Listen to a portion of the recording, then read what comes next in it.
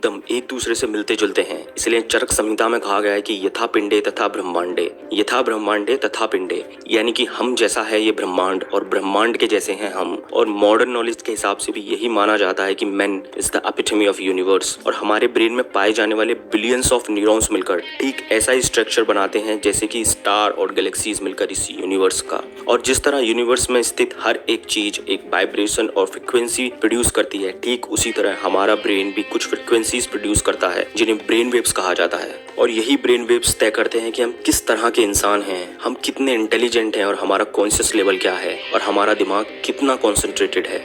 एक इंसानी दिमाग 5 प्रकार के ब्रेन वेव्स प्रोड्यूस करता है, बीटा, अल्फा, थीटा, डेल्टा और गामा। और क्या आप जानते हैं कि बीटा ब्रेन वेव स्टेट में हमारे दिमाग में लगभग 48 से 60 थॉट्स पर मिनट आते हैं। अकॉर्डिंग टू साइंटिफिक स्टडी, एक नॉर्मल इंसान के दिमाग में एक दिन में आने वाली थॉट्स की संख्या लगभग 60,000 से 80,000 होती है। और अगर आप 48 से 60 के बीच की कोई भी संख्या लेकर कैलकुलेशन करोगे तो उसका रिजल्ट आपको 60,000 से 80,000 के बीच ही मिलेगा। इसमें आप अपने सोने के समय को भी काउंट कर सकते हैं, क्योंकि सोने के दौरान थॉट्स कम हो जाते हैं लेकिन पूरी तरह से बंद नहीं होते। सो इस चीज से एक बात प्रूफ होती है कि एक नॉर्मल इंसान का दिमाग ज्यादातर समय बीटा स्टेट में रहता है। और इसी वजह से इतनी ज्यादा थॉट्स के चलते हम किसी भी चीज पर ठीक से कॉन्सेंट्रेट नहीं कर पाते हैं। और वहीं अगर अल्फा स्टेट की बात करें तो जब हमारा दिमाग अल्फा स्टेट में होता है तब हमारे दिमाग में 1 मिनट में लगभग 30 थॉट्स ही आते हैं। इसलिए अल्फा स्टेट को इतनी पावरफुल स्टेट कहा जाता है। इसी तरह से थीटा स्टेट में हमारे ब्रेन में लगभग 15 विचार ही आते हैं और डेल्टा स्टेट में लगभग 10 विचार, यानी कि सोने के दौरान भी हमारे दिमाग में विचार आते ही रहते हैं। इसलिए कहा जाता है कि केवल मेडिटेशन से ही हम अपने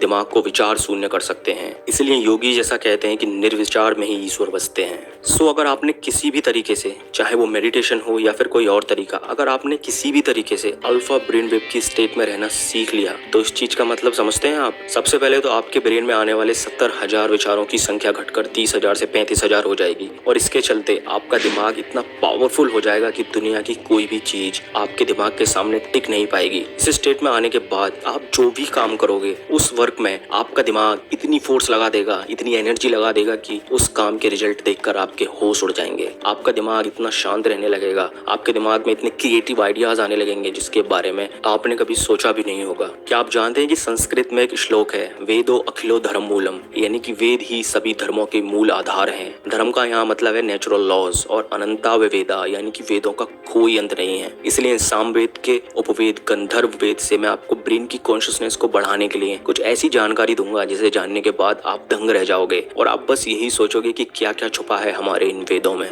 लेकिन उससे पहले जानेंगे हम ब्रेन वेव्स के बारे में। So let's get started. First है gamma brain waves. Gamma brain waves इंसान के ब्रेन में बनने वाली सबसे पावरफुल ब्रेन वेव्स होते हैं। इसलिए गामा ब्रेन वेव्स को जीनियस ब्रेन वेव्स भी कहा जाता है, क्योंकि गामा ब्रेन वेव्स की स्टेट में हम सुपर कॉन्शियसनेस यानी कि इस पूरे यूनिवर्सल कॉन्शियसनेस के क्षेत्र में पहुंच जाते हैं। देखो, जब कोई इंसान बहुत ज्यादा कॉन्सेंट्रेशन के साथ कोई वर्क करता है, कॉन्सेंट्रेशन ऐसा जहाँ कोई और विचार दिमाग में ना आए, या फिर मेडिटेशन के दौरान जब कॉन्सेंट्रेशन बहुत ज्यादा गहरा हो जाता है तब ब्रेन के दोनों हेमिस्फीयर सिंक्रोनाइज होने लगते हैं। और जब सिंक्रोनाइजेशन बहुत ज्यादा बढ़ जाता है तब brain gamma brain waves produce करने लगता है। इस स्टेट में पैरासिम्पैथेटिक नर्वस सिस्टम और सिंपैथेटिक नर्वस सिस्टम एक साथ काम करने लगते हैं और हमारे शरीर के लोअर चक्रास में पड़ी